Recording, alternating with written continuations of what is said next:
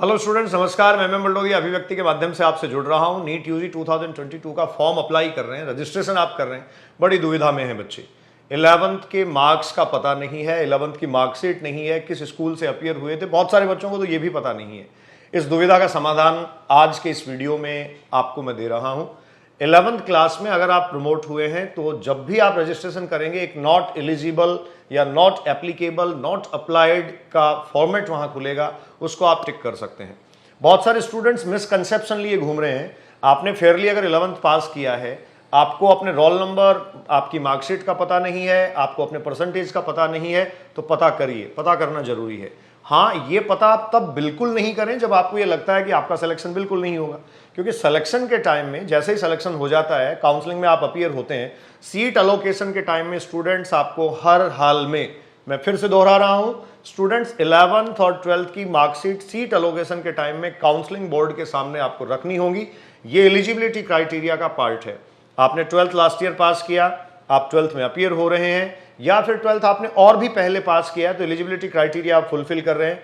याद रखें, 12th PCB से होना चाहिए, और इसके साथ साथ इसेंशियलिटी ये है कि 11th क्लास आपका जो है वो भी फिजिक्स, केमिस्ट्री और बायोलॉजी के साथ होना चाहिए।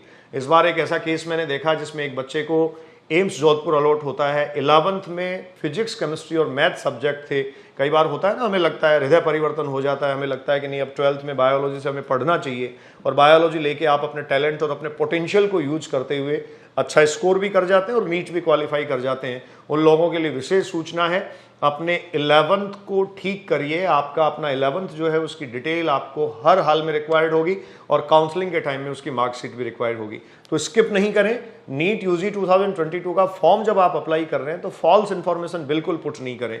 एक भी गलत सूचना आपको भारी पड़ सकती है। अगर आप गलत सूचना दे रहे हैं तो ये आगे जाके आप ही के लिए नुकसान हो सकता है। तो 11th पीसीबी से, 12th पीसीबी से, मैं फिर कह रहा हूं, 11th का डेटा पता करिए, आप अपना रोल नंबर पता करिए, अपना स्कूल पता करिए, आपके परसेंटेज, मार्क्स क्या है वो भी आप पता करिए। ये सारी चीजें आपको फॉर्म में फिल करना जरूरी है। और अगर आप ऐसा नहीं कर पा रहे हैं तो एक बार के लिए नॉट एप्लीकेबल कह सकते हैं। काउंसलिंग जिस दिन हो, उस काउंसलिंग से पहले पहले जो है वो आपको ये डेटा कलेक्ट कर लेना चाहिए, ये डॉक्यूमेंट्स कलेक्ट कर लेने चाहिए। लेकिन मुझे एक बात इसमें यह भी लगती है, देखिए, अभी अगर आप नॉट एप्लीकेबल कहते हैं, अगर अभी आप फॉल्स रिपोर्टिंग करते हैं, तो उस टाइम आपकी इंफॉर्मेशन मिसमैच होती हैं, तो उसके लिए रिस्क आपका अपना होगा, आप इसके लिए खुद रेस्पॉन्सिबल होंगे।